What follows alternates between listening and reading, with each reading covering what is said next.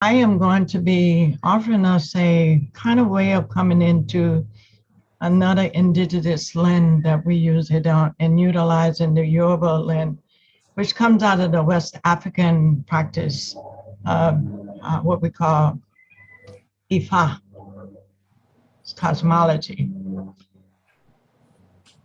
So in the morning, what we do, we bless ourselves. And so I'm going to ask us go with a blessing to ourselves. First, we call into our ancestors' spirits. We call the ancestors in this morning.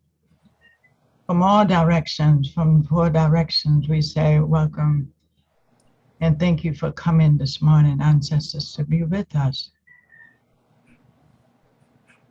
Ima je leono o mafiori bele fioloni ire bokbo ma wa ma ni ori ni dami daye ne okumo ire bokbo ni te omi.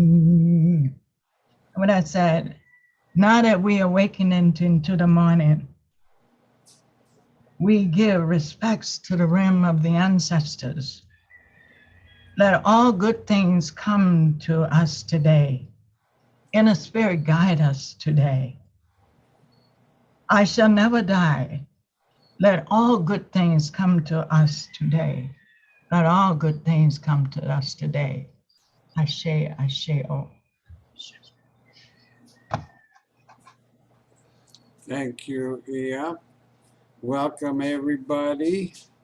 On behalf of the Wisdom Weavers of the world, we may deviate from what we scheduled, which was to be a talking circle with young people, and use this time for the elders to talk about what they used to love as children that they still carry with them today, and send out the energy for children to come, maybe even on Sunday.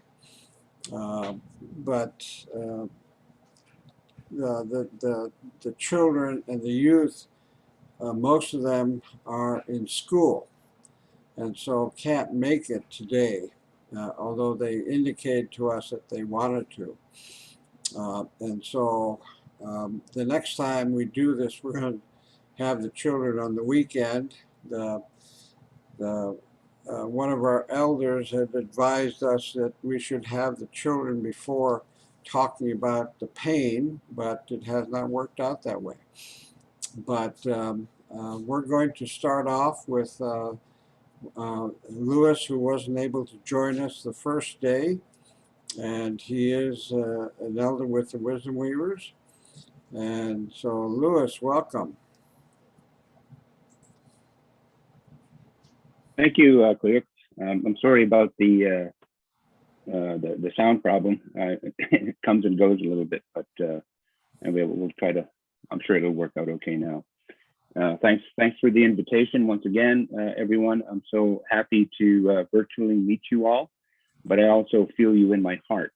And so, if there's a specific item you want me to talk about, let me know. No, just okay. Whatever you want to share. All right. My Cree name is Sipigo Gisik. That means blue sky. When I was given that name, I was given the direction that my life would lead me towards is building bridges between the worlds that don't understand each other. And so that's pretty much has defined my life and the work that I do, and building those kind of relationships across cultural divides. And I think it's something that we all do in our own way. And so the work that I've been doing recently here in the city of Edmonton, in Alberta, is we're building Canada's first urban Indigenous cultural and ceremonial land space. And this hasn't happened anywhere else in Canada, a place where our people can go to pray, a place where our youth and our children and our families can come and learn from our elders and our ceremonial leaders about the power and the value of our traditions. And now here in Edmonton, we have a unique situation, is where we have over 60 different Indigenous nations that make Edmonton their home. So the challenge that was brought before me is to try to find a way in how we can connect and work with those different traditions in a space where we can honor the different cultures so that they can do the teaching that they must. And it hasn't been without its problems, of course, but it's really engaged our community in a way. And here's the hopeful message that comes from this is how the elders have come together. Even though at times we know there can be differences between elders, their worldviews, their traditions, and their customs, and how they do their ceremonies, and what ceremonies they have to do. But we took 15 years to build this project through a series of conversations with elders, traditionalists, ceremonialists, and how we're supposed to do this. But the issue that has come up, because I think we kind of touched on it when we first opened this call, is that our elders are getting tired. And because there's a lot of work to be done. And now that we've opened up this new age of reconciliation across Canada, but more specifically here in Edmonton, we're finding that our elders are being worked a lot. And that's, of course, of great concern. But because I'm working and developing this Indigenous Elders program and this land base, a question that's being put to me now is how do we support our elders and our ceremonialists in doing the tremendous amount of work that needs to be done? As a matter of fact, I've been asked by one of our major organizations here in Edmonton, as well as a couple federal government departments, about raising that question with our elders. Because what I do see is that the work is just is piling up, and there's a lot of requests coming more and more. And so the question that we have is then, in the spirit of nurturing and in the spirit of keeping ourselves healthy and well, how do we do that? How do we support our elders to maintain the work that they need? And maybe it's a question that we can engage in or not, but I think what's important is to note that a lot of requests is coming, not just from the Indigenous communities, which in and of itself is significant. I don't know if many of you know this, but over 70% of Indigenous people in Canada live in the urban centers. So they're no longer in their traditional communities. And that's why we started this project. Because the elders said that in the future, most of our people will be there. But if they don't have access to their culture, traditions, and sense of who they are, then we'll be seeing a lot more of those negative, what do they call that? Negative disparity ratios. And it's something that we've taken very seriously.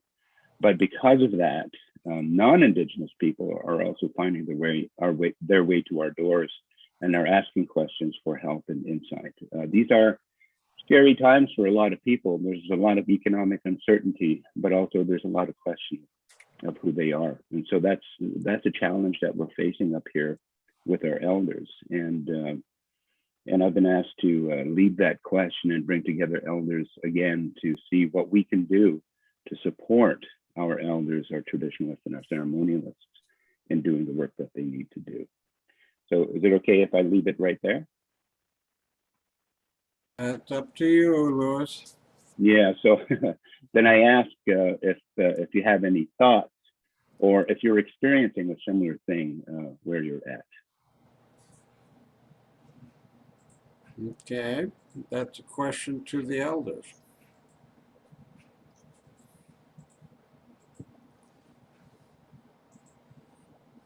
Well, personally, I think that one of the things we can do to support the elders, and it's just really speaking for myself, is for us to find a way to get younger people involved and coming up behind us. Because it certainly gives, me more energy to do the work that needs to be done, as opposed to, oh, Uncle, when are you having your next ceremony? What time are you starting? Oh, we'll start at 12. Okay, get here at 11:59. So those types of things, if younger folks we can find a way to get them interested early. I know that you've been struggling with, you said, 15 years. But if we can find a way to get them early on interested in these traditions, and then explaining, that the ceremony starts well before it actually takes place. And that's when, I really, need help. And so at times throughout my life, I've kind of struggled with that. And it's like, I need to remember, we have to give these things with a good heart all the time. And so if I find myself doing everything because no one else is coming, and so I'm getting up early, I'm going to get the wood, preparing to build the fire, do all the things. I need to make sure that I'm doing that with a good heart. And, in the past, at times it can be difficult because not that you resent, but it's just you're saddened that, even though there's an interest level, the commitment may not, the full commitment and understanding of what that full commitment is may not be there.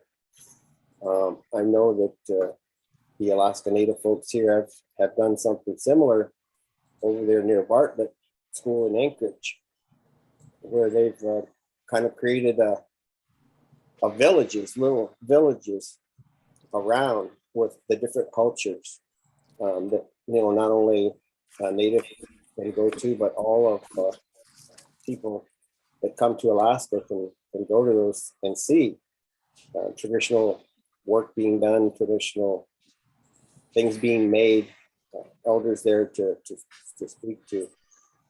So I that burden needs to be shared. So I guess that's what I would kind of throw out a little bit of input back to your question, and also maybe a challenge out there to the young folks is, come on over, give me help. Mm-hmm. Thank you, Edward. Anyone else that want to weigh in on that question? I think I heard two things asked: support for the elders. I didn't know if you're talking about resourceful, but one of the things that I found that since we was talking about youth and ceremonial pieces, I think is a good practice to involve the youth in example being gathering in the woods. Because unless we involve our youth in the process of becoming elders, in that journey towards elder, from the time you come on the planet, you really are being prepared to be elder. It's just that we are out of that context of what that looks like in our culture. And we've been programmed outside of practicing these indigenous, what we call indigenous ways and sacred ways in our lives. So it's twofold.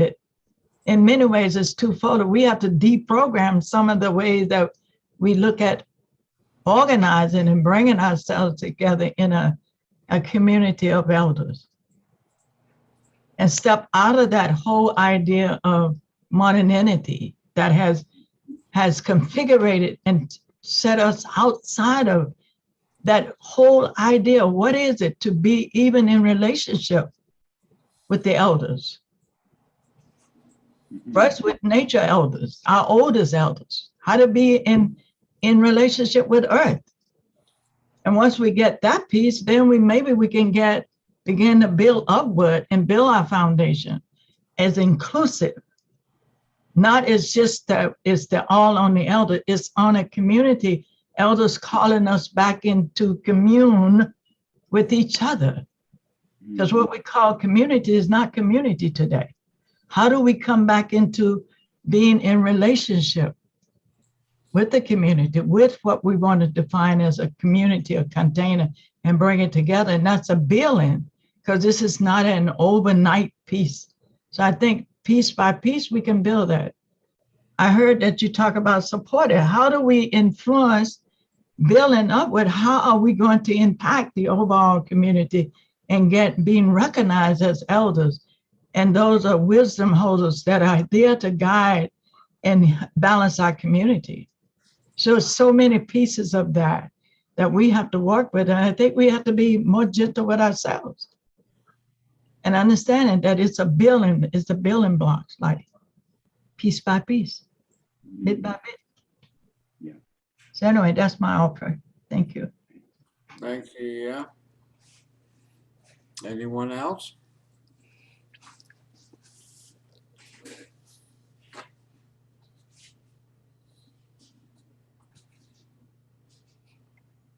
Suzanne, can I call on you? So greetings to everyone on this day. The first thing that I thought of when I wake up is that, by golly, I'm still here. And that makes me feel good. That makes me laugh. Helen and I have been telling jokes with each other this morning and killing ourselves laughing. So I'm appreciating seeing all you. So I jotted down a few things I wanted to share with you. And the first one is something that I was taught when I was quite little. I think I was 6. And I heard my mother and father say often, that which you cannot see will save you. And I would go looking everywhere. Being 6, I was looking everywhere to prove my parents were wrong. And so they would enter into the fun and say, well, did you find it? And I said, no. And so that has lived with me all my life. And it has helped me a great deal because one of the things that we haven't talked about here, I don't think, is art. And I'm a professional artist. My father was an industrial designer. He used to design cars for General Motors. And he worked at a studio in our house. And so I always saw him in his studio and saw him working. And when I was 6 years old, 6 seemed to be a magic number for me, I went into my father's studio and I said, Dad, I'm going to be an artist. And I said, but not like you. And he said, oh. And I said, so I opened the World Book Encyclopedia that we had in our house, and I opened it to the page that showed a lion in a statue standing in front of a big building, and it was the Art Institute of Chicago. And I pointed to it and I said, Dad, I'm going here to study. And my dad said, oh, okay. So anyway, that's what art is about. Anything that we create that has to do with any of the art fields is about, when we begin it, whether it's a dance, music, drama, writing, whatever of the arts, you start with that which you cannot see. And then as you work with it, you begin to understand, my soul is doing this. And then that starts to change everything. Because every mark you make on the paper, I'll say this as a visual artist, but for any dance, writing, music, whatever, anything that you start, it comes from that which you cannot see, but you sense it's there. It's part of you. And I live in a culture, unfortunately, where art is on the periphery. And a lot of art does not talk about the soul. It talks about techniques. It talks about reviews, all sorts of things. Not all of them, but it's a system that's been developed around the arts. And so that what I'm seeing is that when I talk to people, I talk about reflection and wonder. What is reflection? Reflection takes time. We don't have time. We're too busy. We got to go. We got to go. Got to go. I got to go here. I got to go there. Oh, I forgot to do this. Oh my God, get me out of here. But when we take the time to be with what you cannot see, then that's when reflection starts. And that's where wonder comes in. And that's where wisdom is. And if we are wisdom weavers and we're elders, I think we have a lot to do about helping younger people and even people that are same age or whatever, because I'm teaching people again that are in their 70s. And I've taught since, I don't know when. So when I was 23, I started teaching art in universities. And that's where I feel that we have to go. If we're wisdom weavers, we have to include that which we don't see. And I hear it through everybody's voice, is that there's a tremendous amount of creativity in your souls. In your souls. And that doesn't have words. It has feeling. It has wonder. I wonder about this or that. It takes time to chew on things, so to speak. When we've seen something and it has moved us, but perhaps we're walking in the forest and we see a deer around here. This is what we see often. We see a deer come out of the woods and we stand there and like, oh my God. Ooh. And I often say hello to them and their ears wiggle. And I often think when I see so many animals, they're in our yard, there's bears in our yard, all sorts of things. I always smile, wave to them. And I know that my wonder is that, what is this other animal? That's this spirit. You guys know all that. You women, you know all that. That these animals are spirits. And they talk a language. They live a language. They have a way. And when we start to wonder, seriously wonder about all our relations, plants, insects, animals, stars, it's all our relations. And you all know that. But sometimes it's hard to find people that are not native to talk with us about. And that's why I appreciate being able to talk with you people. And so the soul cannot thrive on a fast-paced world. It can't. And that's why we're having so much trouble, because we don't make the time. We don't think it's that important when we hear things to take it takes time to chew on them and to think on them and to absorb it in ourselves and see who am I? And I know from where my upbringing, everybody laughed a lot in my family, and laughter became very infectious with my brother and me. And especially when things were seemed to be very bad or a tough time, because we didn't have a lot of money in our family, but we had tremendous amount of love for each other. But my father was a prankster and a joker, so we had to learn to laugh a lot and to understand, even when we came in crying about some big deal that's happened to us. And my grandmother, my dad's mother, also lived with us. So we had an elder. And so we were sat down and we could talk about this, what is going on. We could cry for so long, and then time's up. Now tell us. So that's a bit of my background.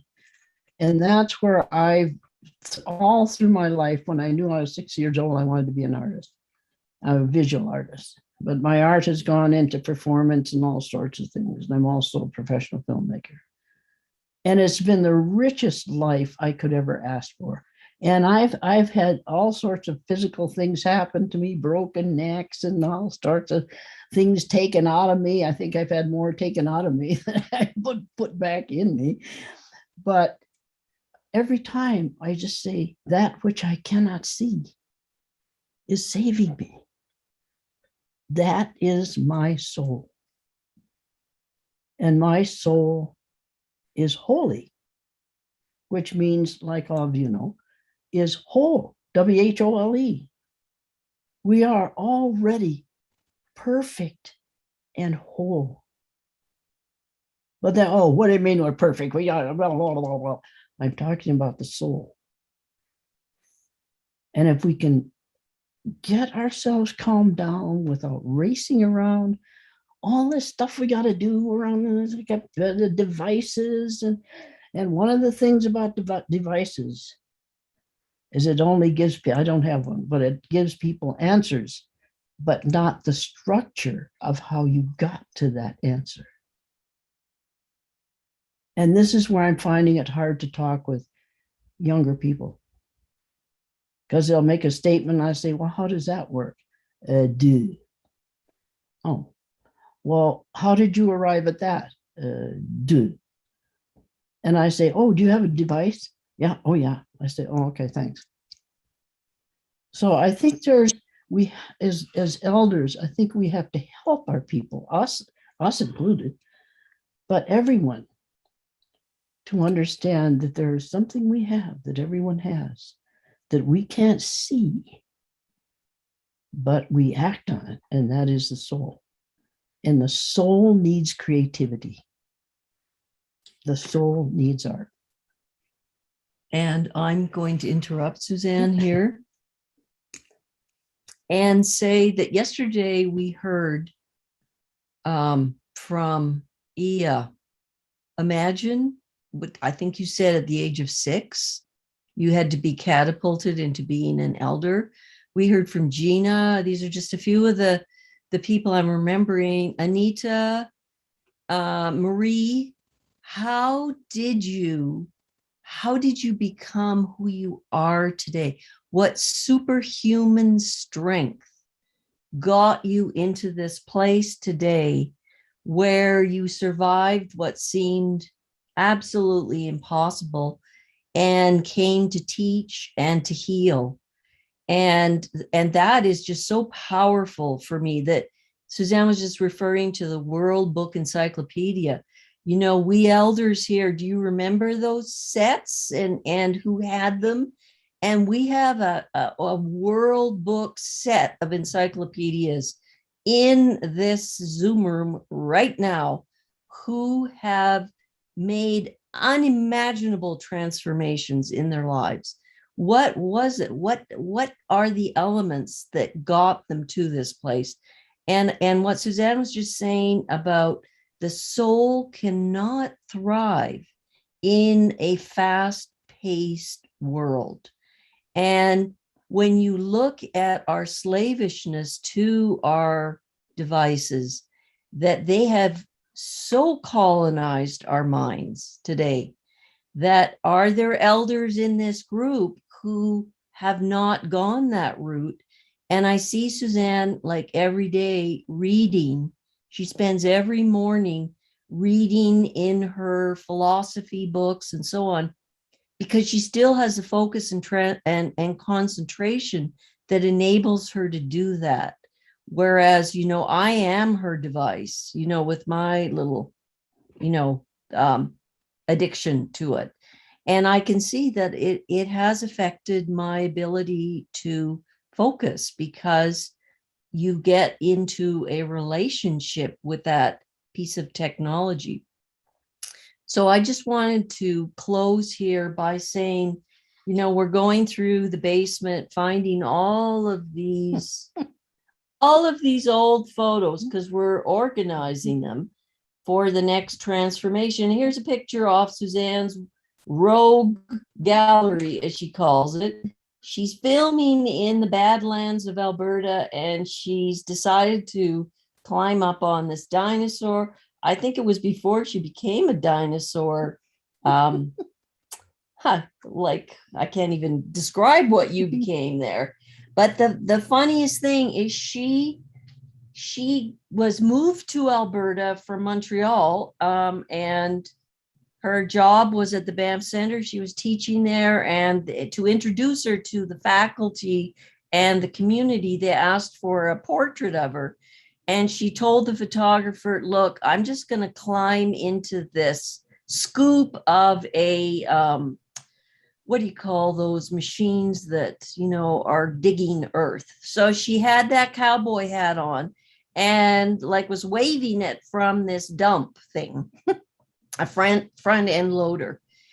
And believe it or not, she didn't last more than a year there because it wasn't her place. And there wasn't a sense of fun and humor. And those are the elements I think that I have noticed make life full of joy and growth. So thank you from Canmore, Alberta. Thank you, Helen and Suzanne. That was very interesting stories.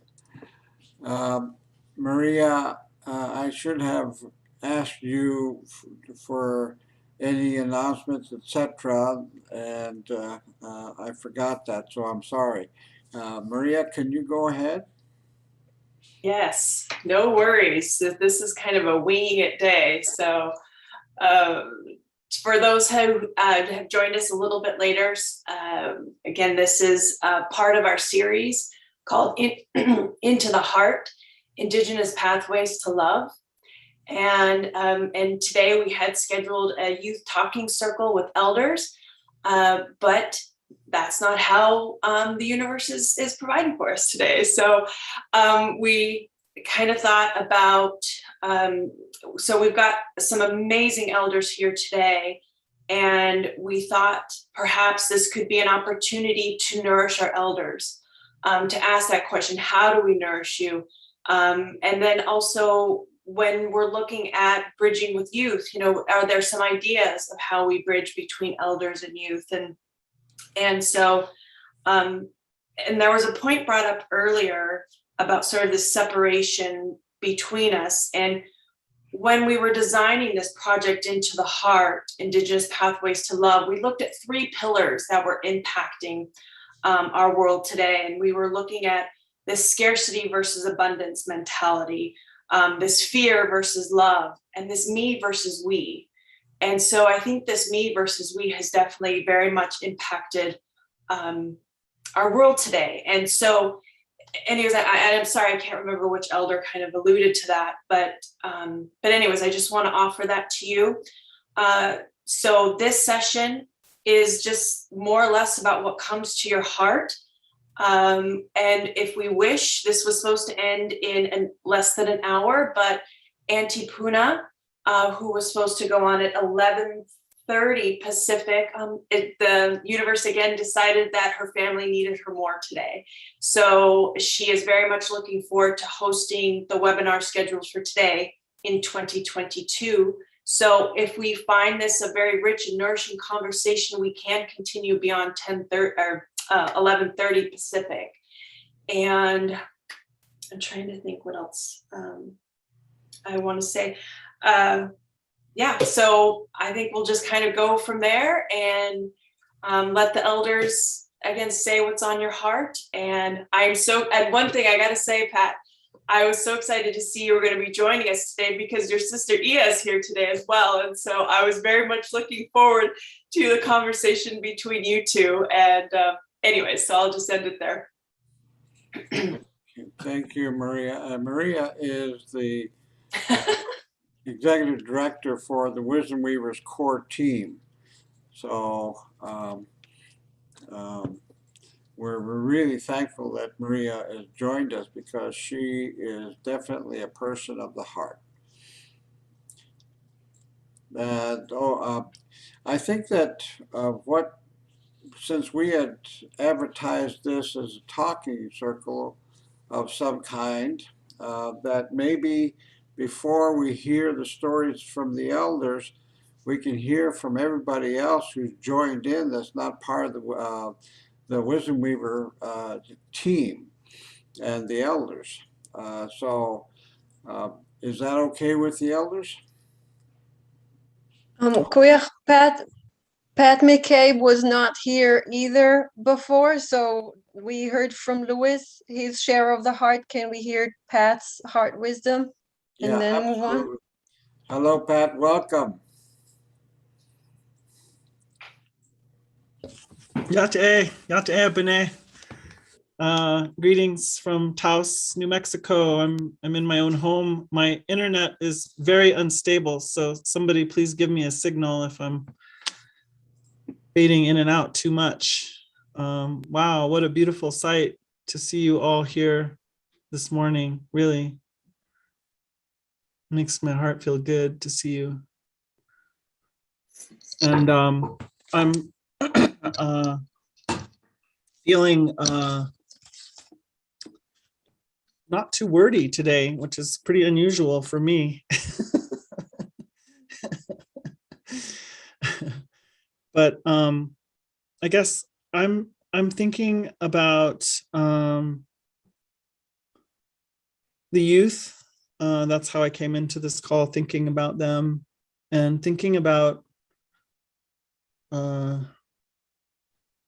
I'll just say a little bit about like what I say to them sometimes. One, I like to really acknowledge that. So I consider youth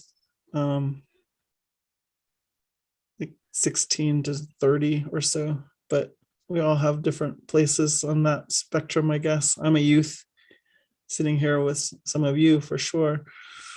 But, you know, what I've been saying to them is I want to acknowledge that, you know, that they were born into this time where from the time they arrived here,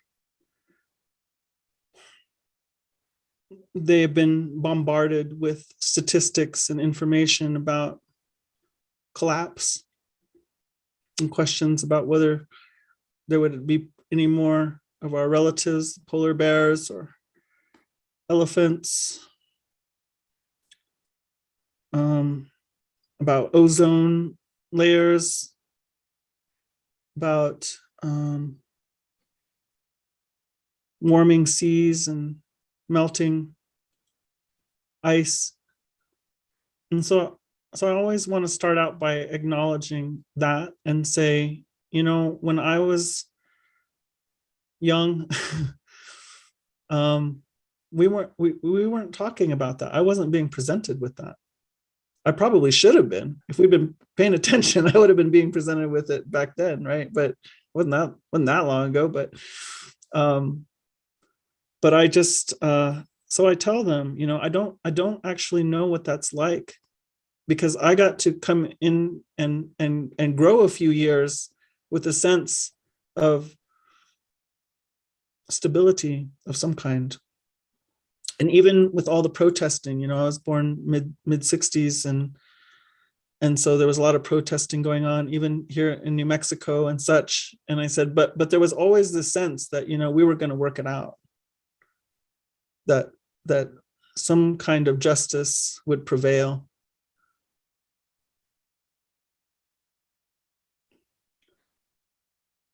And especially after these last 3 or 4 years in what we now call the United States, justice is uncertain in really hardly any forms in terms of humanity's justice. So I want to acknowledge with them first that this is the situation that I see them in. And I find that just by naming it for them, with them, oftentimes they'll just burst into tears right there that someone is seeing it. That someone is seeing it. And then I like to say to them, as I say to myself, you know, so I admire you I already know I admire you and I respect you and I love you because you came here right now. You came here right now. Wow.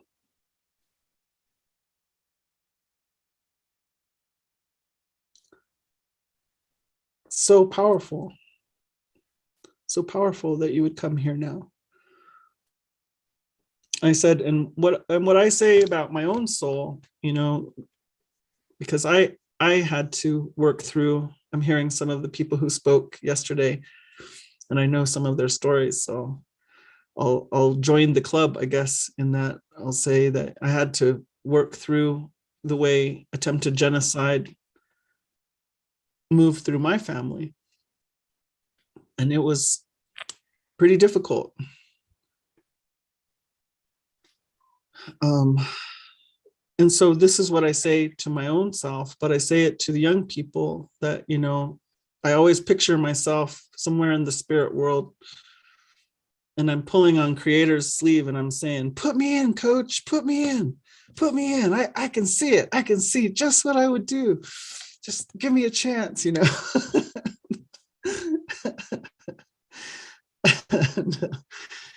And then I come in and whoosh.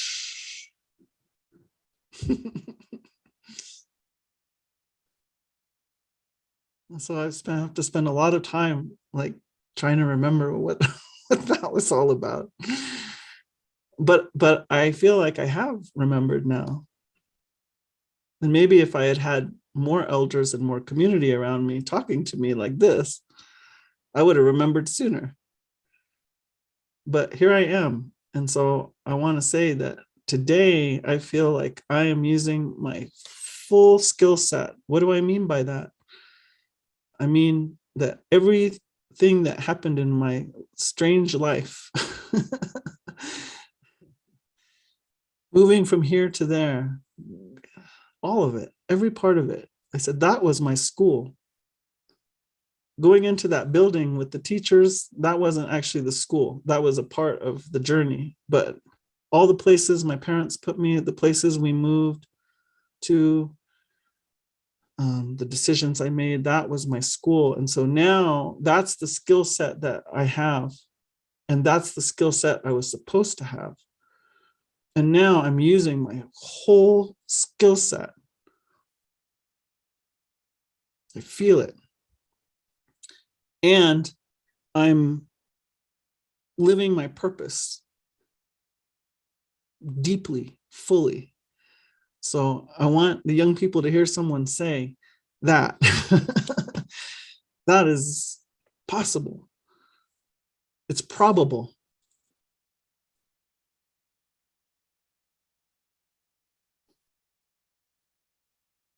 And so I don't know what your skill set is,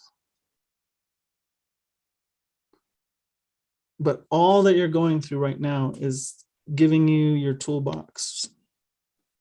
And you came here. Like nobody comes to Earth for no reason, that's for sure. But nobody comes here now for no reason, for sure, I think. So you got something. There's a piece that you and probably only you can bring. Only you can bring it at the level that you are capable of bringing it. So I guess I'll close with this. You know, what I say to them and what I say to us is I say, so I want to tell you, your joy matters. Your joy matters. I said, no one ever told me that.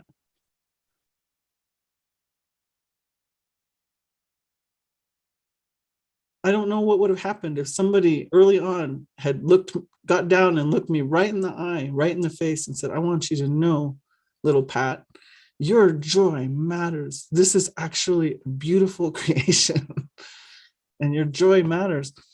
And so I tell these young people, and I say it to us too, even here, you know, I say, you've got to want your life You got to want your life like this. Want it. You got to want it. And to the adults around you, I have to say, you have to want your life. How can we ask them to want their life if you don't want your life? Should they follow in your footsteps? If you don't feel that you want your life. So I have to do this, and I'm saying to them, whatever it is that makes you want your life like that, that's what I would counsel you to pursue and do, because you're going to need that. You're going to need that in these days coming, especially. So if it's inside the schoolhouse, go for it. But if it's not inside the schoolhouse, don't worry about it. And our joy is our compass, because there's no greater joy than living your purpose. And so if you start experiencing some joy, it can happen. Then know that that's a clue for you that you're getting close to your purpose. Pay attention, respect it, honor it. Doesn't matter what anybody else around you is doing or saying about it. They're not you. They can't feel what you feel. But that's a big indicator for us about our purpose and what we come here to do, and also how we sustain ourselves. So for someone who didn't feel like she has too many words this morning, I'll just say thank you to everyone who worked to put all this together, to bring us together, to see each other, to share some words, to consider how to uphold the honor of being human being at this time, to consider how we might travel together. I love you. And I trust you. Trust you. So leave it there. Hold me takuye oyasin. Hojarana hastli, hojarana hastli, hojarana hastli, hojarana hastli. Thank you, Pat. That was beautifully said. I noticed that Pacha has joined us. And can you hear us, Pacha? Hi, Elder. Hi to everyone. Yeah, Eusha. Eusha. Yeah, I see you got a little son there. hi, Elder. We are listening, and we want to participate too with this. My wife, my daughter, and two young. They represent the indigenous NASA people. They are friends of our people, and they represent a very global young leaders in a long state in Colombia. We are talking about this event, this all the things that is very important for the young people, for the people that represent. Doquera Sauma, my wife, they are the great leader of the all indigenous in Colombia. We represent mostly 3 millions of young indigenous people in Colombia, and they carry the voice. They are the speakers of a lot of people of this process. Yes, we have organizations, and they are of the Greek organization. Okay, I try to translate. I speak with the Kuyak elder, yesterday, and they say, okay, it's very important to the young people participate in this day, and we want listen all they think. Okay, my English is not very good. Like a spiritual leader, I try to translate, but it's very important this moment. We start with a ceremony with a very young chant, like we are doing in our lunch when we meet with all the young people. Maybe I send picture about our meetings, but I start and they speak what they think about this meeting, about the importance of the knowledge, of the wisdom of the elders, and the communication with the young people. Okay. Yeah, that's great. I try to call the Yahweh spirit for all of us. Okay. Hacia la izquierda y hacia la derecha.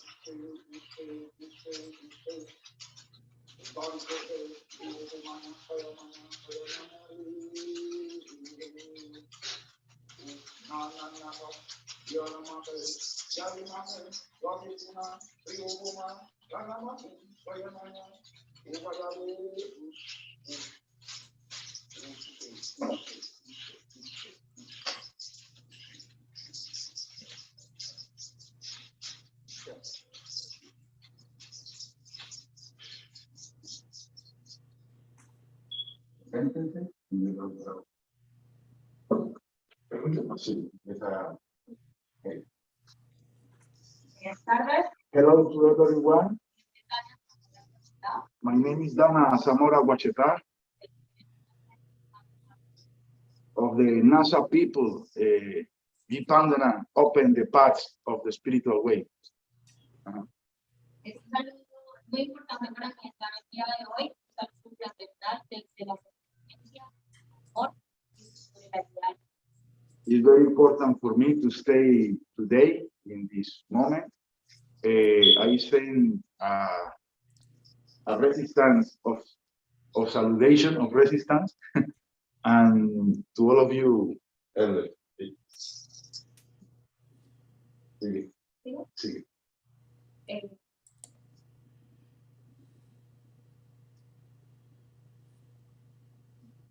La importancia de seguir el caminar de nuestros mayores, la guía de nuestros mayores. It's very important to follow the guidance, to follow the knowledge of our elders. Es porque les han trazado el camino, la sabiduría,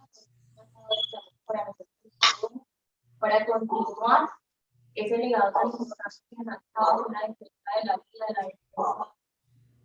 It's because our elders are walking in a path, and they have the guidance to us, and they teach us all the knowledge and of the guidance of all the young people and all of us. Si aquí hay gente que me puede ayudar a traducir en inglés, le agradezco. Okay. I can try if you want, Pacha. Marcela. Okay. Gracias, Marcela. ¿Sí escuchas bien? Sí, pero no es mucho, al fondo no se escucha mucho. Ok, por favor. Pido permiso, Hilarion, ¿is okay? I'm asking for permission if it's okay to help. But Yeah. Can or we, maybe there is someone else that has better skills than me. can we Thank you, wait Marcela. after? Yeah, Patra, go ahead. Lo más importante de que estemos, de que sigamos ese sendero que los mayores están guiando. Can you interpret, Marcela? Yeah. I'm sorry. Can you repeat? I wasn't clear. ¿Puedes repetir que no estaba clara del momento? Lo más importante de continuar la guía de nuestros mayores o de nuestros ancestros The most important is to continue the guidance from our ancestors and elders. es que como jóvenes de comunidades indígenas de los diferentes países, And also in all of the different indigenous communities in the different countries. podemos continuar con la resistencia defendiendo nuestras culturas, In that way, we can continue to resist that they take our culture. como lo demanda la madre naturaleza. And it's like our mother nature wants.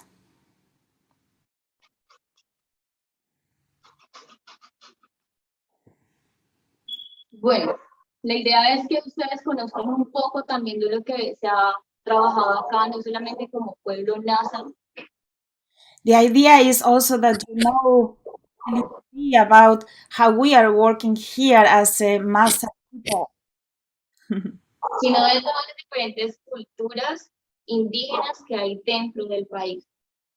and also all of the different indigenous cultures that are inside the country, Resistiendo solamente del conocimiento que han ido adquiriendo nuestros abuelos, que han ido adquiriendo nuestras abuelas a través de los tejidos, a través de las artesanías, resisting through having the knowledge that they pass to us through weaving, to doing the handcraft, to doing different skills that they gave to us. y es lo que nos ha ayudado a nosotros a conservar la cultura dentro de un país que ha olvidado que su raíz es indígena. And that has been helping us to conserve our culture in a country that has been forgetting the roots, that the roots of this place is indigenous. Nuestra resistencia más grande And the bigger resistance es que no olvidamos que somos pueblos originarios de esta madre tierra.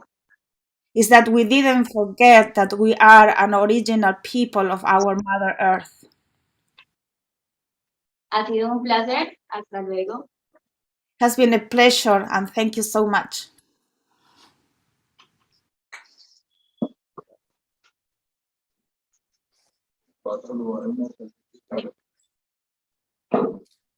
Eucha, Buenas, buenas tardes para todos. Mi nombre es Sergio. And good morning. Mi nombre es Sergio Huelia. Soy guardia indígena del Cabildo Chambuxe Yulush, Pueblo Nuevo Hijos del Agua, de la gran nación Nasa. Can you repeat your name? I'm sorry. ¿Puedes repetir tu nombre? Sergio. My name is Sergio. Sí, sería sol y agua. Oh, sun and water. From the Masa people? Uh-huh. Thank you. Yo soy guardia indígena. Nosotros somos encargados de la protección y la defensa de la madre tierra dentro y fuera de nuestro territorio. I am a what? Indigenous?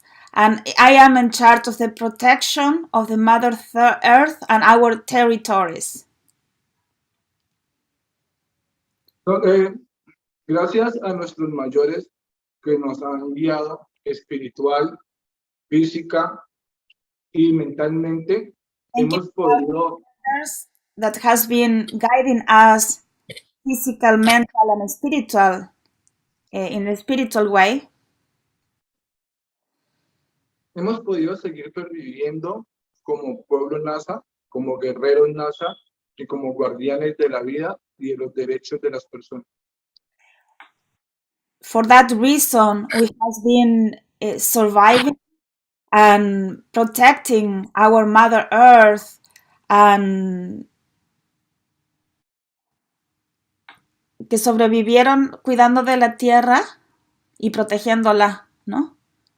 Okay. Para nosotros, los mayores son de mucha importancia porque son las personas que guían nuestro ser, son los que guían nuestro camino, son las personas que nos acompañan y nos forman como grandes guerreros, como grandes guardianes de la vida. For us, the elders are very important because they are the ones who guide us, who guide our way, and help us to be the caregivers of life.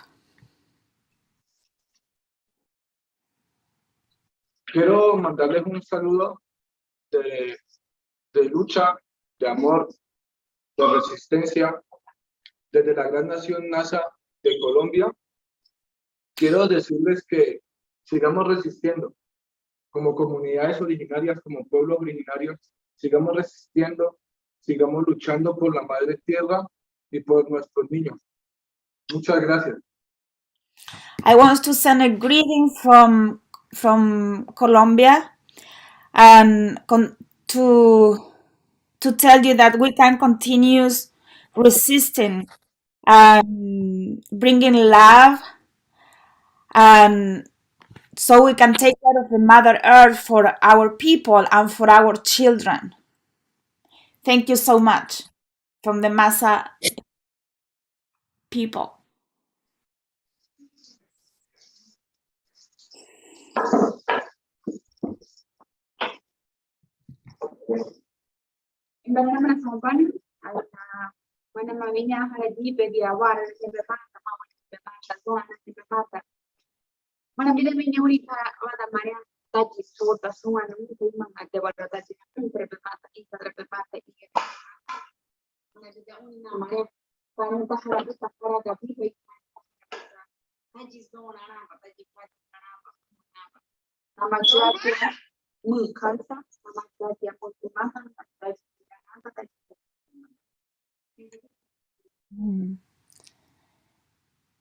Saludos.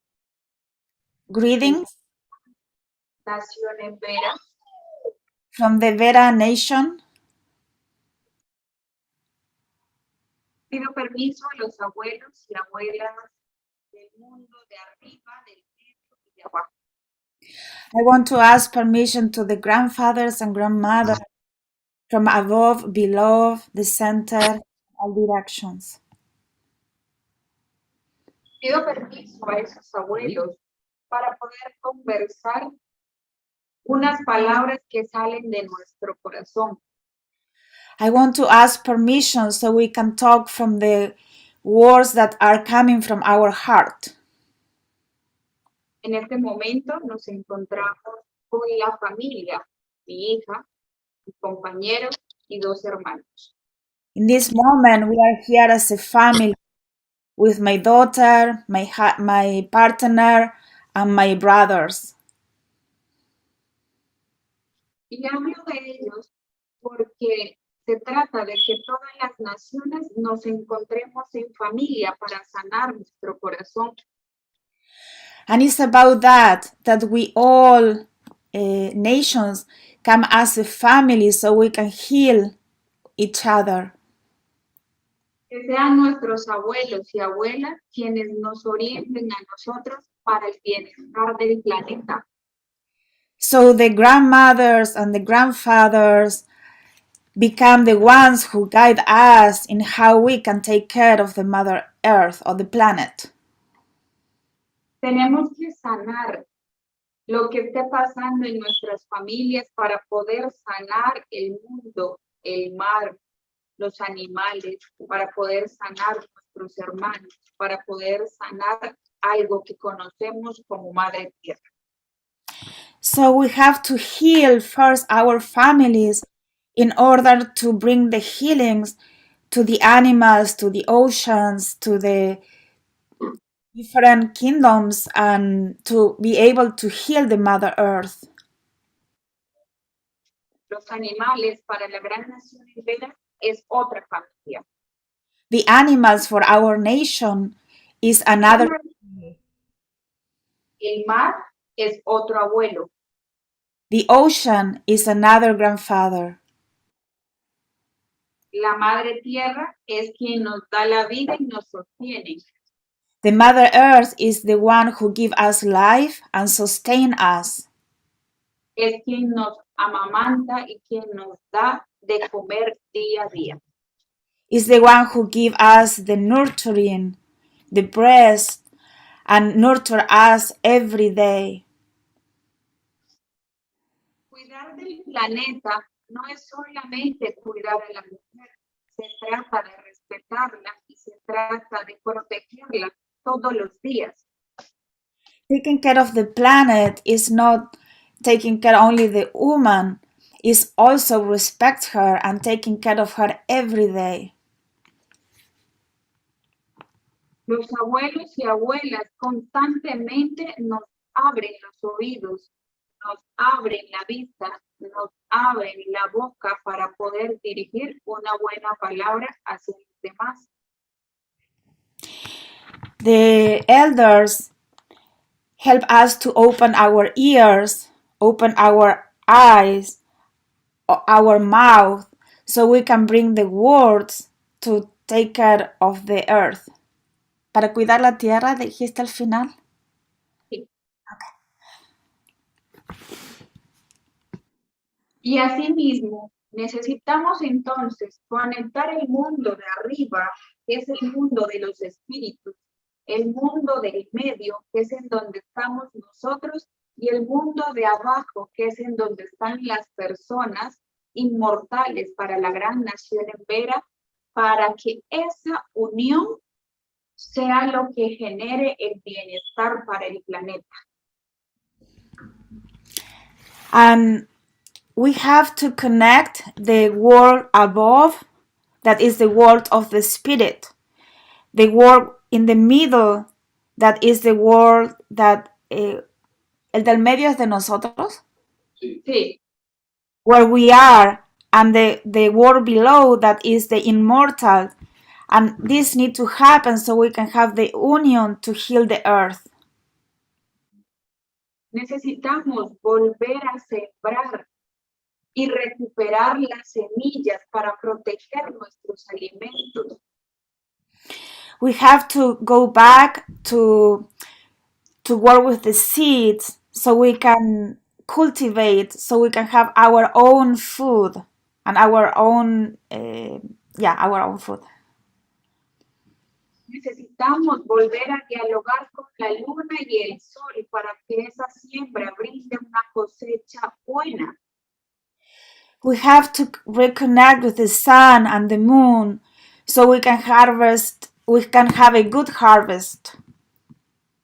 Que el maíz que normalmente ahora estamos alimentándonos no sea una cosecha a 2 meses, sino que sea a 1 año. Y de esa manera nuestras vidas también se van prolongando a ese tiempo, a más tiempo, no a 2 meses. Also, the corn need to be harvested not in 2 months, need to be in 1 year. In that way, we prolong our life and prolongamos nuestra vida. Y... Sí. Okay. Me explico un poco. Estamos alimentándonos de un maíz que a los 2 meses ya tenemos cosecha. Ahora, en los tiempos de antes, el maíz demoraba un año y ese año era el tiempo que es correcto y que funciona de esa manera para que nuestras vidas también se prolongue en ese lapso de tiempo. Tiempo corto de producción y de cosecha, tiempo largo de producción y de cosecha, lo cual el tiempo de vida de nosotros como seres humanos en el planeta dura de acuerdo a cómo usted se alimenta. We has been consuming a corn that grow up in 2 months, but before the corn have a timing of 1 year, because that is the way, that is the correct way that and is how function, so we can prolong our life. That is the time for production and harvest. Entonces, necesitamos de abuelos y abuelas como ustedes que le puedan enseñar a jóvenes como nosotros a sentarnos más al diálogo. We need elders, grandmothers, and grandfathers like you that can help us to sit and have a conversation. Los jóvenes de ahora pareciera que les estuvieran cerrando los ojos, tapando los oídos y cerrándole la boca por la tecnología. The young people today seems to be shut down. They are closing their ears, they are closing their eyes, they are closing their mouth with the technology. Necesitamos que haya un diálogo intergeneracional para poder seguir caminando el pensamiento y las huellas de nuestros ancestros. We need the intergenerational conversation, because that is the way that we can continue bringing the wisdom of our ancestors. Necesitamos más conocimiento para generar una buena armonía en nuestras comunidades. We need to have more knowledge so we can bring more harmony in our communities. Para poder generar una mejor conciencia y asimismo poder dialogar entre los mismos jóvenes el sentir de lo que dice mi abuela y de lo que dice mi abuelo, y no dejarlo solo en los puntos específicos como las casas de pensamiento. So it's very important that we have these conversations, because that brings conscious when we talk, the youth talk to each other, and that help us to not only have the houses of knowledge, but bringing that into the community. Que no quede solo en la casa de los conocimientos, pero que vaya a la comunidad. Es así. Sí. Sí. Nosotros como indígenas y pueblos originarios no somos de libros, somos reales. We, as indigenous people, we are not people of books. We are real people.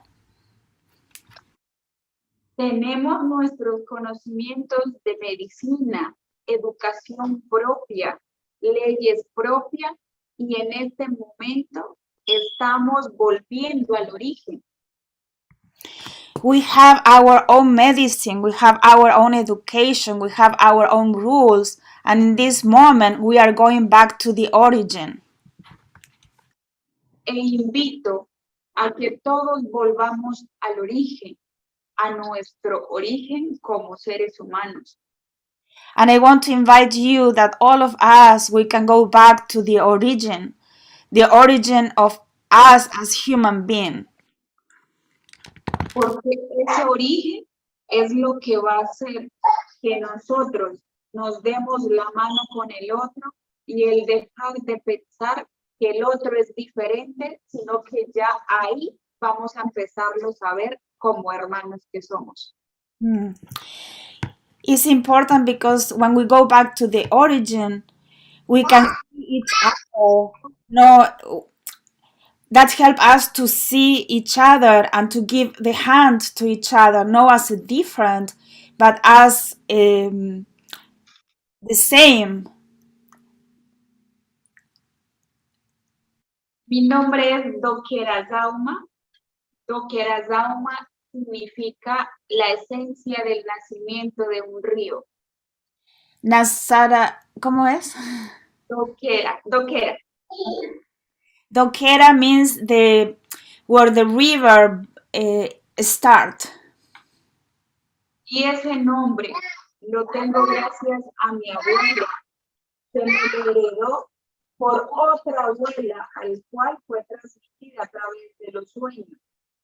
And that name has been given to me from my grandmother and was transmitted from another grandmother through the dreams.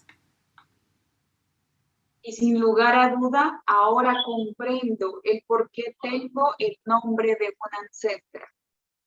And now, without doubt, I can understand why I have the name of one of my ancestors.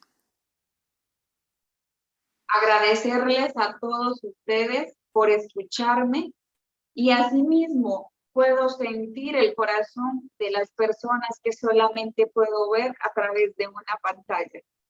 I want to thank everyone because you have been listening to me, and I can feel your heart through the screen in this through the little squares in the screen. Muchas gracias y espero que sigamos uniendo más corazones de la Madre Tierra, más corazón del mar, más corazón de los animales y más corazón de los humanos. Thank you so much, and I'm leaving with the wish that we can continue weaving the heart of the earth, the heart of the ocean, the heart of the animals, and the heart of the human beings. Gracias. Thank you.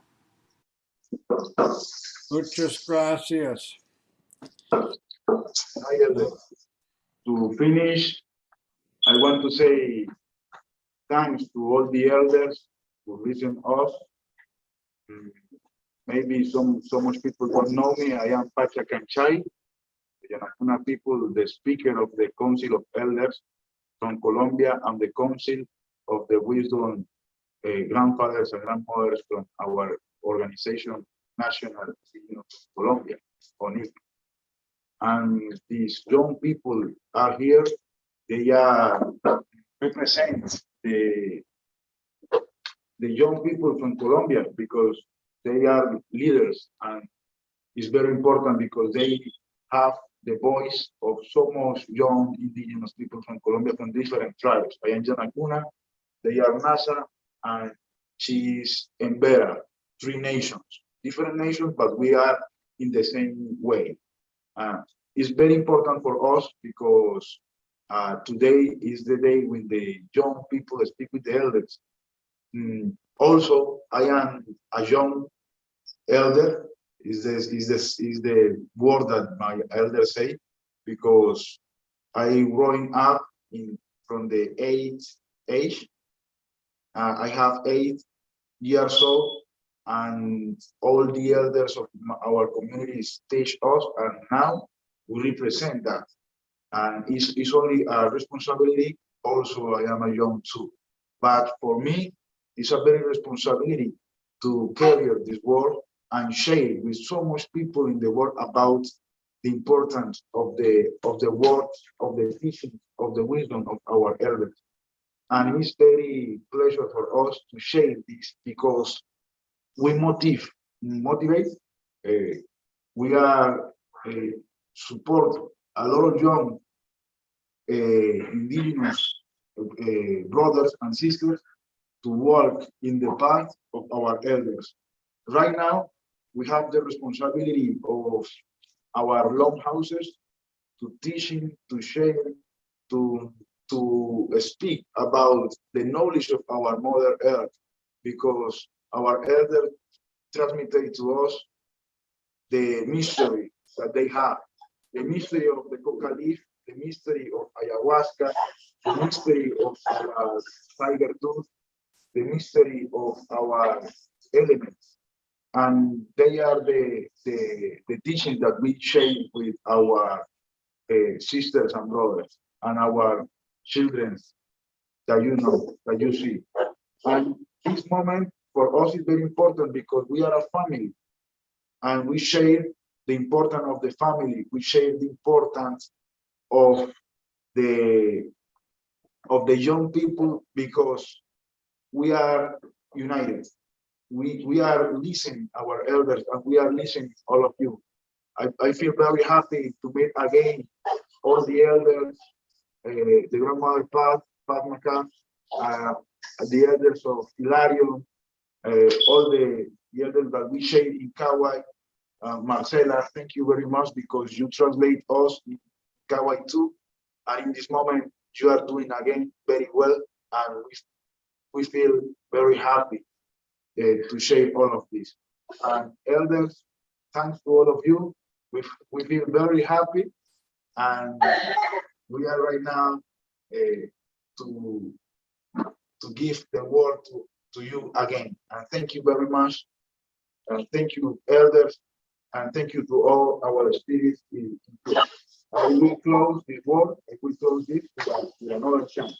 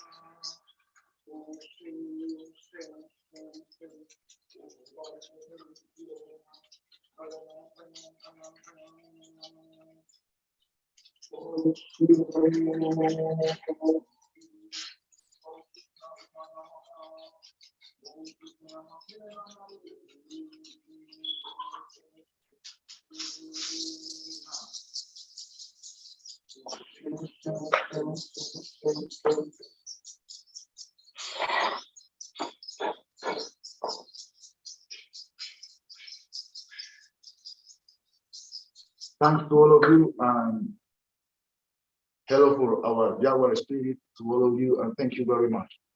Thank you, elders. Muchas gracias, Pacha. It is good to hear the young ones there talking corazón y corazón. Hablo en español muy poquito, pero estudio español para 3 años en la escuela secundaria. While we hear, I'm sure I speak for the elders when I say that we hear the youth. And we are thankful that there are youth that are still close to Mother Earth. And we're thinking maybe, you know, we hear people from South America say that the dream in the north must change.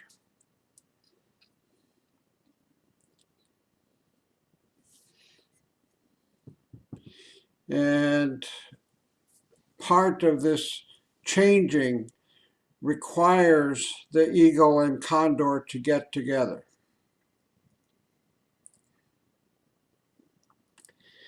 The north is the mind. The south is the heart.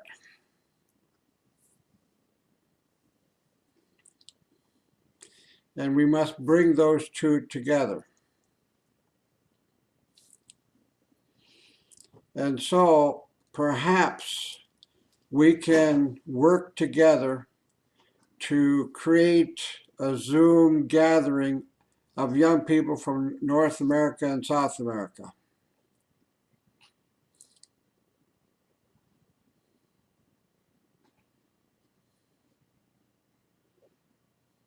And have some of our elders there too.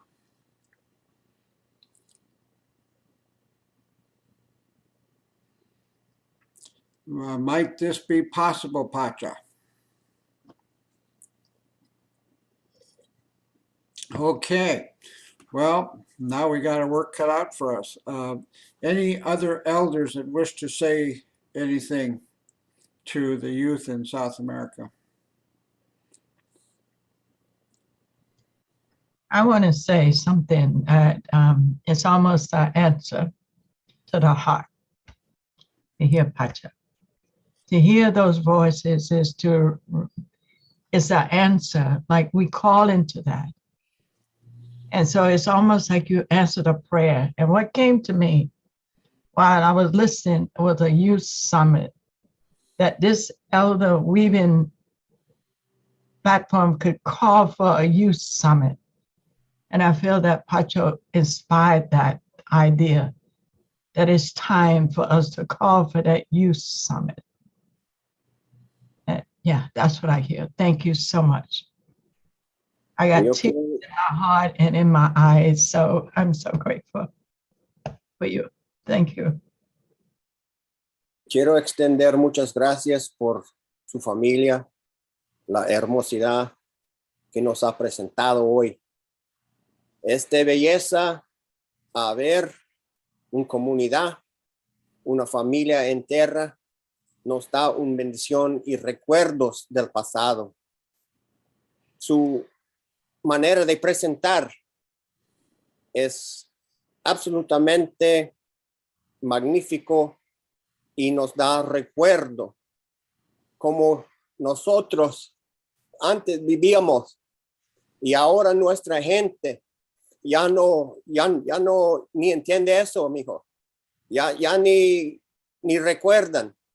Y es un rompido, un corazón quebrado en pedazos de nosotros ancianos, más bien los jóvenes que ya no tienen su bosque, su montaña, sus ancianos para guiarlos. Y para ver ustedes ahorita todavía enterritos, en familia y caminando en los pasos de sus antepasados es una maravilla.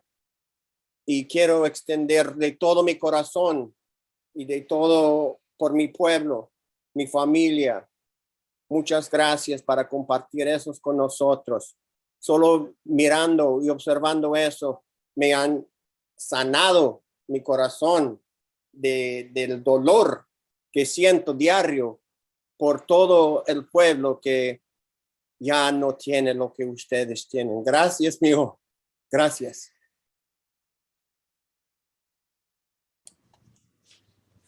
Okay, anyone else?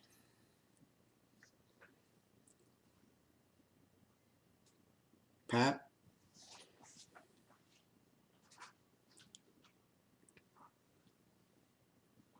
For some reason, we can't hear you, Pat. Sorry. I want to say greetings to my relatives. Very, very good to see you. Thinking of all the many prayers that we've made. And here we get to pray and see each other again today. I want to say that many of us here in the North, but also all around the world, we are standing with you in your guardianship of the Mother Earth and of your territory, of your people's very profound ways that have nourished life in this earth from time immemorial, and that continue to do that for the whole world in a very special way. It makes my heart feel good and strong to hear the young people speaking in this way, because it tells me that the medicine, this very powerful and special medicine that your people hold on your part of the Mother Earth, is going to continue forward. So I just want to tell you that we are praying for you in the defense of your territory and in the defense of your love. So I just love you very much. And it was a surprise for me, a very beautiful surprise to see you here today. Thank you, Pat. Okay, anyone else want to say anything?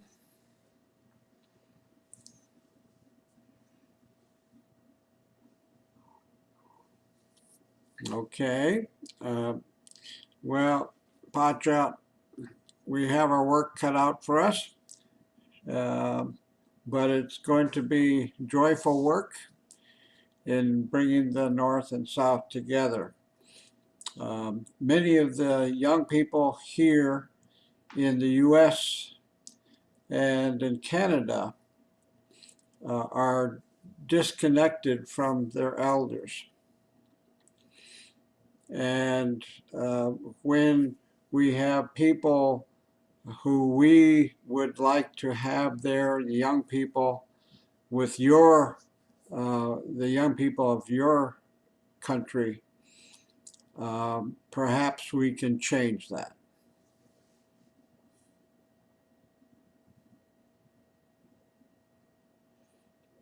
And Marcella, thank you for doing the interpretation. It's been a long time since I've seen you. Thank you. Thank you. I have a question for Pacha and the elders, if it's okay. Yeah.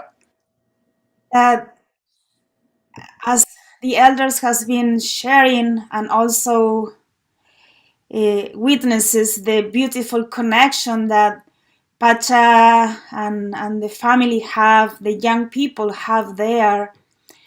I see how many youth are seeking for answers, are seeking for connection, and not only the youth, everyone, I will say. But in the society that we have now, there are no spaces to find that.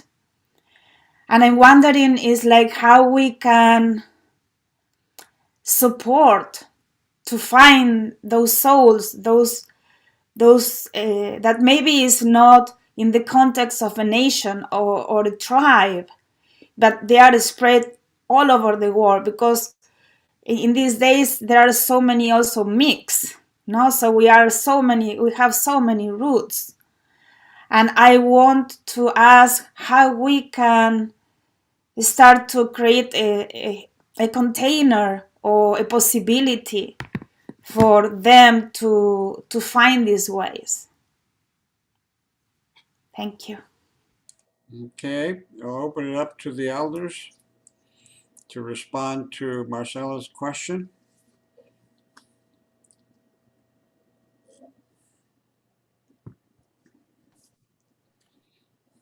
Well, one of the things I think the example that we just saw there that I from the heart had to relate to them in Spanish was just an unbelievable sight to see, you know, and it's a two-way street. You know, how can we do that? You know, it's just, they were telling us that the ears, the eyes, the mouth are being plugged up by the technology.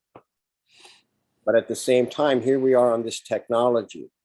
Is this a tool that they are interested in? Is this how they're going to find us? You know, I don't know. I hope so. I mean, I know you guys are recording these things and we're weaving that blanket. Maybe that's how they'll see it. But, you know, what you see over there, it just reminded me. I'm going to kind of hold this up. I don't know if you can see this here or not. right there, that's me at Pine Ridge when I was only a kid.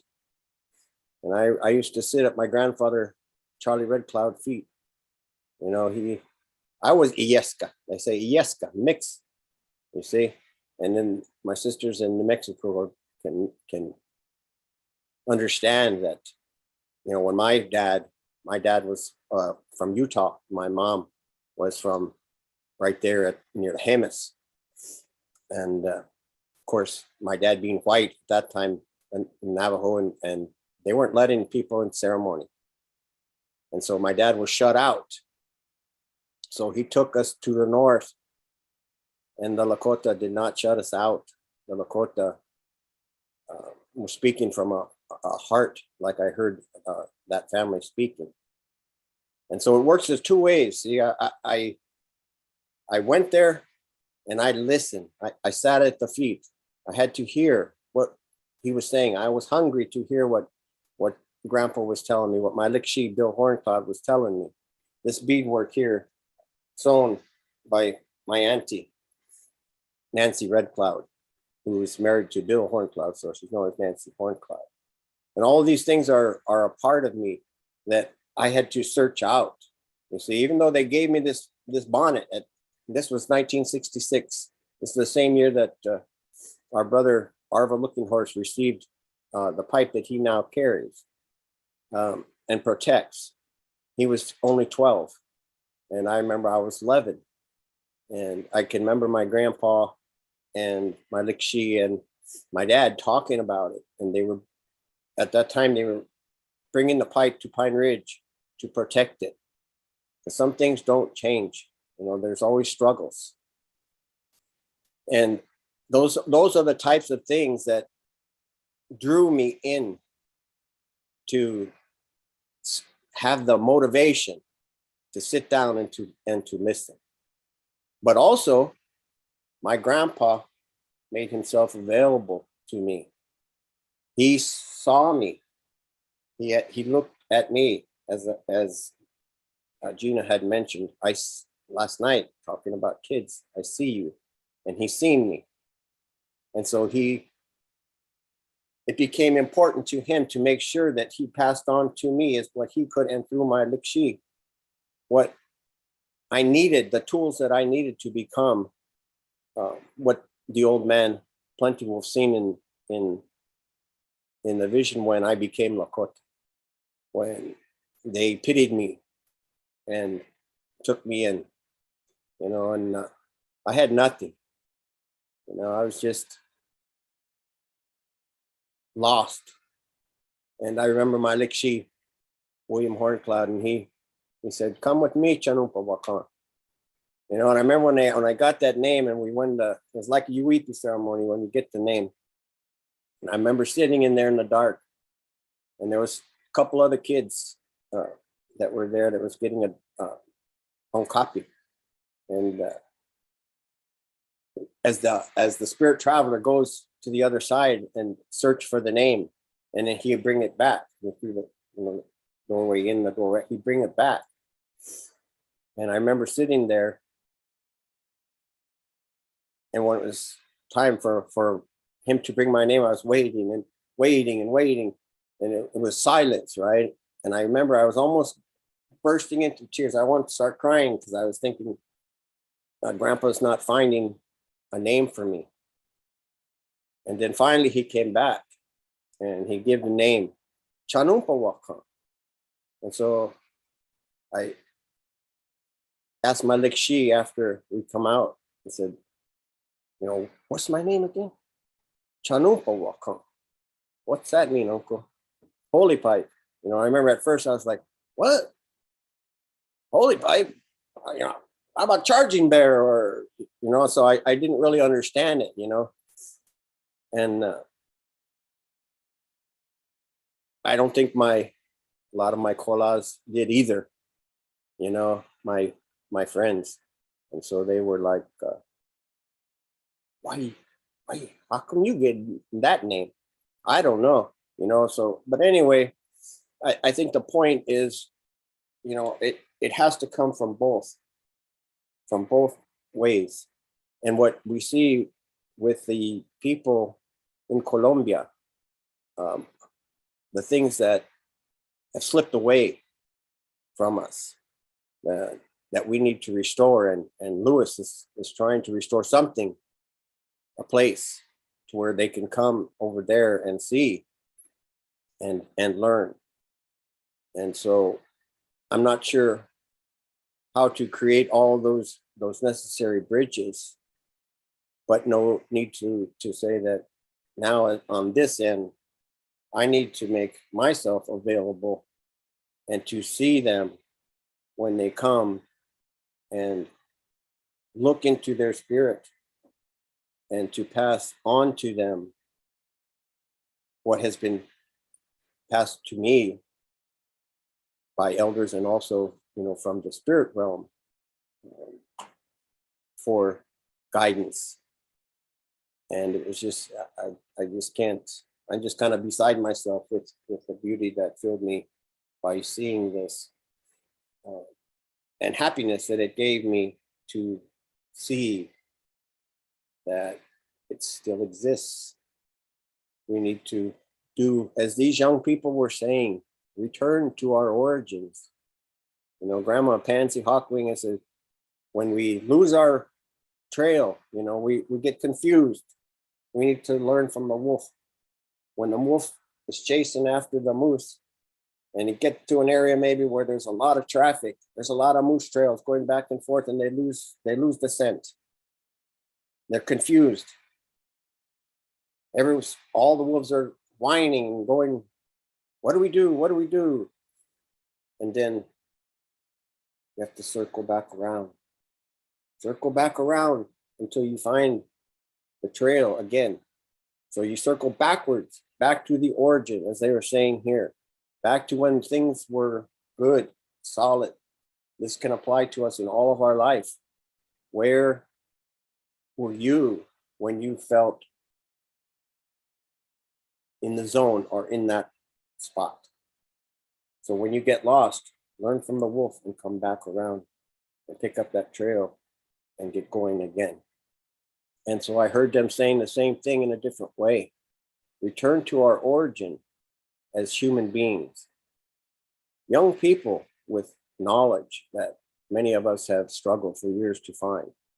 And so it's just really powerful. And I want to record those things for everyone and for us as elders. Let's make ourselves available the best we can, and them, considering what Lewis has said, how be mindful of our elders, that they get tired, they need support, so all of those things need to come together to form a family like what you've seen right there.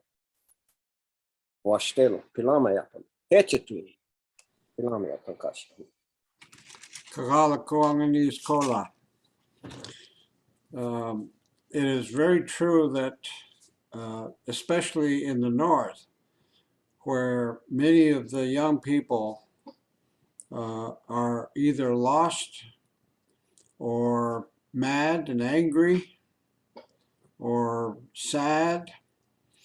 I hear all of these things from the webinar that we're on about the young people and the plight that they feel that they're in. Many of the young people are born knowing who they are. And when they see the world opposite of what the real human being experiences, they get this way. I met a 5-year-old elder, and it was at a gathering to honor elders here in Alaska. And I was emceeing the event, and it was a venue that was outside. And they didn't have any money to do it indoors. But it was cloudy, and the clouds got darker and darker. We knew it was going to rain. And this young man, 5 years old, asked someone for a drum. He takes the drum and sings a song, and the cloud split in half. and they went out and they never came back again. And he speaks 4 languages fluently. No one ever taught him how to speak these languages. And the elders go to him to remember the old words in their language. And so many of the young people are this way. And they need the guidance of the elders during this time, because human beings have little time left. And as Don Alejandro, who was the keeper of the day calendar for the Mayans, told me, it's going to be hard. We are going into some hard times. And the ones who will negotiate these times the best now are going to be people of the fire or people of the heart. And we are coming into this time now. And this is a serious responsibility. Everyone right now is a guru. There's no singular gurus anymore. And we have the answers. We were born here on Mother Earth for a purpose during this time. And the answers that we seek are in our hearts. And they're waiting for us, because that is the gift that we individually have to give to the world. And so I'm sure I share the feelings of all the elders here when I say that we understand the responsibility that we are carrying, and we take it very seriously, and that we need to work with the youth. And so hopefully we can get this done, having some kind of a gathering of the youth from North and South America. Okay, we've almost finished the talking circle. Is there anything else that anyone wants to bring up? I just want to make one offering to Pacha and his family, that I will offer this traditional tobacco for the gifts that you have given to us today. Yeah. And I'll pray for you and all the good work that you continue to do. While you do walk with your ancestors, you're also an ancestor for the future generations. So thank you. Bye. And I just wanted to have a shout out to Nanette across the world. And we are thinking of you, and Lise in South Africa. And it means so much to see you here with us today. And I wanted to add to my relatives in the South that just your presence here and the question that was raised is reminding me that I have found myself through ceremony traveling those long roads between Alaska and Antarctica, ancient roads of kinship in this life. There she is. And they are very precious to me, those roads and all the relations and all the ways that that even in this time we support each other, that we cross-pollinate. We cross-pollinate with the strength of our spiritual strength and our prayers and our ways and our medicines. And when I was praying with relatives in Argentina, in the mountains there, driving over from Chile, driving over the mountains that way, what they said to me was that all of these mountains traveling from north to south are a single spine of a single organism here of this continent. And that so we are all related in that way, in a very specific way. And so, you know, I can't quite make this offer yet, but I want to say that I have been asked to start a school, and it's called Joy House, the School for Unlearning. And I've been waiting for to understand. I've seen what it looks like, and I know a lot of things about it, but I was waiting to understand where would this school be. And so now it looks like it's going to be a part of the return of land at the base of one of our 4 sacred mountains that has been privately held for a long time, but the people want someone from my people to hold that place. So I was feeling that somehow, some way, one day you will come see us there at Joy House, the School for Unlearning. And that by bringing all of our youth together, North and South, that in this way, we're going to nourish and repair and strengthen the nervous system of this spine, traveling from north to south. And that if our young people can come together and witness each other, and we can remind each other of these long relationships, that our strength will come about again. We need strengthening here in the north. And so maybe we need to bring the heart of the condor from the south into contact with our young people, because their hearts are hurting and bruised. So I just wanted to say that I'm seeing this, I'm really seeing this and feeling this. And I don't know, we're supposed to complete this this change with this land at the base of the mountain, that the mountain itself is calling for by the end of this year. So who knows, maybe we could have a chance to meet there, but at some time, I see you there. So I wanted to say that. Thank you, Pat. I think when we get together, and if Pacha agrees and his elders, that we can kind of form a preliminary exploration group to see if a gathering of youth would be doable and when it would be. And we have to involve the youth in that decision-making process. We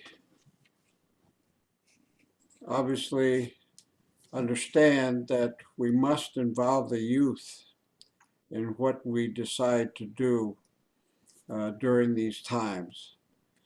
And so in terms of the North and South, you should know that the chakra alignment of Mother Earth used to be from Tibet on down the mountains in Africa. And the Dalai Lama and his followers and many world spiritual leaders gathered in the Yucatan to celebrate the time from the masculine, from the shift of the chakra alignment, from the masculine alignment to the feminine alignment. And the new and Tibet used to be the 7th chakra. And the people in Tibet understood their responsibility to keep the chakra clean, energetically and otherwise. And now it is the 7th chakra is Alaska down the Andes Mountains. You know, Pat talks about the spine. And this is, even the Dalai Lama had been coming here to consecrate and put the energy that they kept here to Alaska. And they even built a sand drawing. And then they took the sand and apart and placed them in the sacred mountains in Alaska. Yucatan is a new heart chakra of Mother Earth. This is what I have been told. Okay, Marie. So I want to also offer this blessing to our relatives and family that we are with this moment down there. And this is a swan wing feather. And swans are very sacred to us. And this is my tool, or just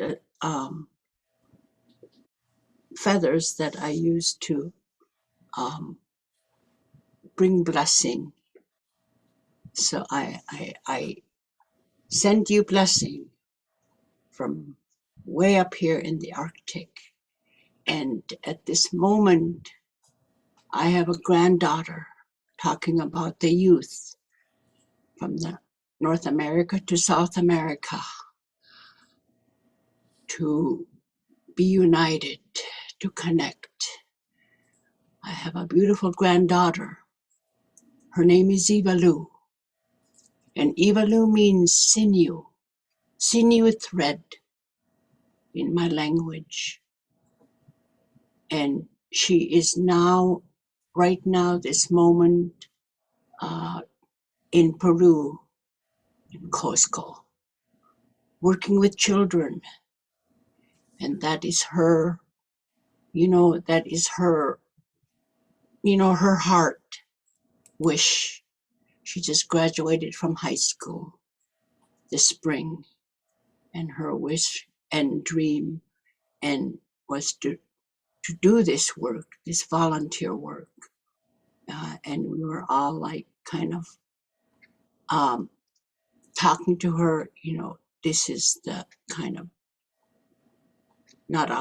maybe not a good time to go because of the pandemic, but nothing was gonna stop her. So she's down there, and I sent blessings to her. Her name is Ivalu, so think about her in your prayer, and that she be blessed, and the children that she's working with, and the families and the people that she is becoming family united with in South America. May it be fulfilled. Thank you so much. And my younger brother just came back from Colombia, and he was down there for about 2 weeks, and so he loved it. So he felt the connection. He said, these people are like my family. And he was so happy coming home and being down there in Colombia. So his name is Trim. So Kuya Nakfa to all of you too that are here today. I send you blessing. Kuya Nakfa, Marie. Mary, where are you? Right here. Okay. You have a final word before we say the closing prayer? I see that Gina also unmuted, so maybe Gina has offering before we close. Yes, please. Pace y doquiera su familia, discúlpame, mi español no está muy bien y tartamudeo. ustedes se mueven mi corazón muchísimo porque ustedes representan la medicina que es necesario que copia aquí. Aquí los jóvenes sufrieron mucho y la causa en mi corazón, yo pienso, yo sé, es porque la historia se corte las rutas de la familia en la círculo de los indígenas, ¿sí? Y yo no sé cómo se dice, we're lost. En mi trabajo, Estamos perdidos. yo ayudan la gente que sufre con drogas y con alcohol, and we suffer because the root has been cut. We suffer because we do not know the way back home. We suffer because we can't face our elders. We can't face our home to come back to because of the burden of being lost. We suffer because we see what's happening in the earth and with each other and with ourselves, and the hope has been lost. And what you and your family represent is the hope of how to come back home. What the elders here represent is the way that I came back home, and that my patients, that I call my relatives, I don't call them patients, they're my relatives. And this is how we come back home. What binds us is that love, doquiera, that you talked about.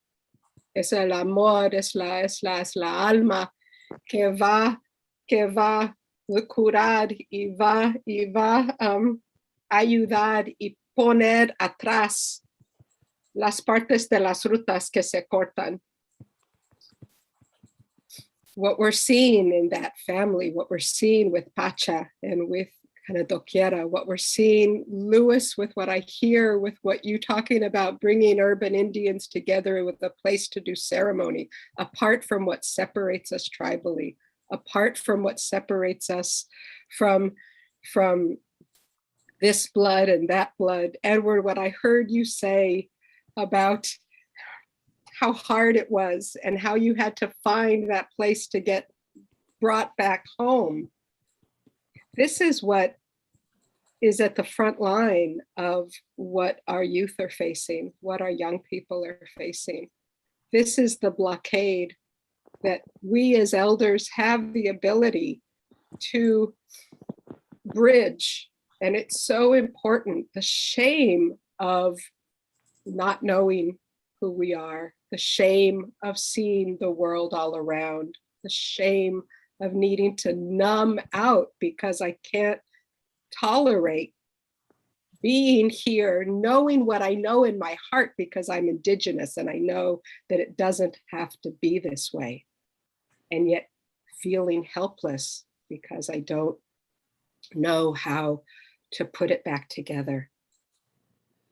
Because I've taken I've believed the lie of isolation. I've believed the lie of shame. I've believed the lie of brokenness. And Pacha, what you and your family are doing is you're showing how to bring that back together, how to come, that we come back home, and it starts with that love. It starts with that acceptance. It starts with that family. And the more that as elders and as people who are holders of Indigenous kind of knowledge, make that step to come home more accessible. Help to take that shame off. Embrace those that ears want to open, mouths want to shut, eyes want to see. When they're closed, it's because they're angry, they're shamed, they feel like there's no way home. And I feel like my presence, my honor to be here, to listen to all of you gives me hope, because this is that outreach that I've been looking for, because this is what I know that my patients need. This is what I know that everyone who's lost, this is what is needed, is exactly what is here in this room right now. En Pacha, las jóvenes necesitan su alma, necesitan your hope. ¿Cómo se dice hope? We need your hope. Esperanza. Esperanza. We need the hope of your young people. And we need the reassurance of our elders. And you've given me hope today. So thank you very much, everyone here. Just thank you. Thanks to you. Thank you, Gina. Yeah. Patra, you had something to say?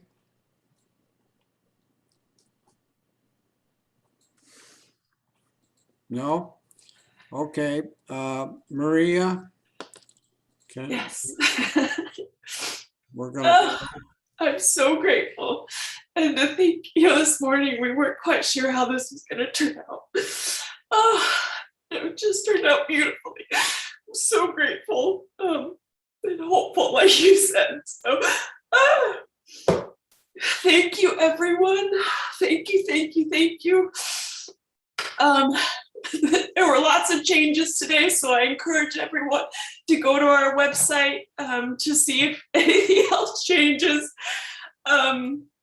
But look, we don't know what's going to emerge. It just turns out beautiful. So I'm just putting something here in the chat box. This is our event page. And then I just feel today that we have woven wisdom and love around the world today. So thank you. And I'm just going to put something about reciprocity in the chat box, and then I'm not going to say anything else. Thank you. Yeah, thank you, Maria. You're expressing things that we all feel right now. So that's good. Okay. Louis, can you say a closing prayer for us? We'll have plenty of time, by the way, to talk some more tomorrow, where we're going to talk about pain, and we're going to do a ceremony after Bill, Elder Bill, tells his story about his people in Vancouver, and Elder Edward is going to do a ceremony after that. Okay, Louis?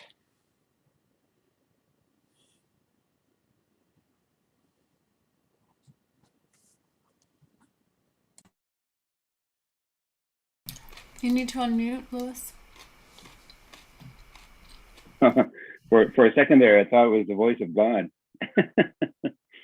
So I raised the tobacco again today for the young people who have shared their story, who have shared their wisdom and their knowledge, and who has lifted up our hearts again today. And I give thanks to all you elders who have shared your life experience, your knowledge, and your wisdom to help guide us all through the next days, the next years as we move forward. I'm grateful to the Creator for all that He has given us. And I'm grateful to Mother Earth for all that she has given us. I ask them again that they look after us as we move forward and we meet again as brothers and sisters and family. Hi, Manoskuntum.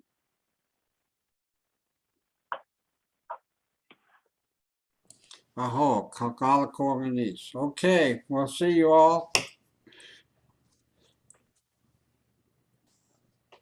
For those who have registered for Puna's workshop, it will not be happening today. Speaking about changes in the eclipse, I'm going to put in the chat box the link to Diana's workshop that is happening today, as far as we know. So please join us there, and thank you, and see you in the rest of the gathering. Yep.